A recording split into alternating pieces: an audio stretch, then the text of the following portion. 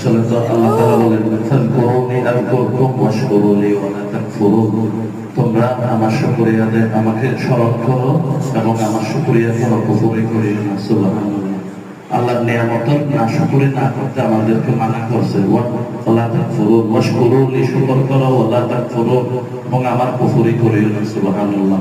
তো আসলে আমরা তো অনেক মাদ্রাসা দেখি, এখানে আমাদের কক্সবাজারে এমন মাদ্রাসাও আছে, স্বামী স্ত্রী দুইজনে মাদ্রাসা করছে, একজন মৌলবী না, নাউজুবিল্লাহ। স্ত্রীও হাফেজা না, মানে ওনার মানে মতমিম সাহ মৌলবী পড়ে, অনেক অর্ধেক পড়ছিল হয়তো হেফজ, এরকম মাদ্রাসা, মানে এদেরকে কে ঠিক করবে? আল্লাহু আকবার। এরকম কিছু মাদ্রাসা আছে। তো আলহামদুলিল্লাহ, তোমরা সবাই শুকরিয়া আদায় করো। আমাদের হাফেজ সাইদ সাহেব একজন ভালো আলেম এবং হাফেজ, আলহামদুলিল্লাহ। সবাই বলি আলহামদুলিল্লাহ, আলহামদুলিল্লাহ। একজন যোগ্য উস্তাদের কাছে পড়তেছো।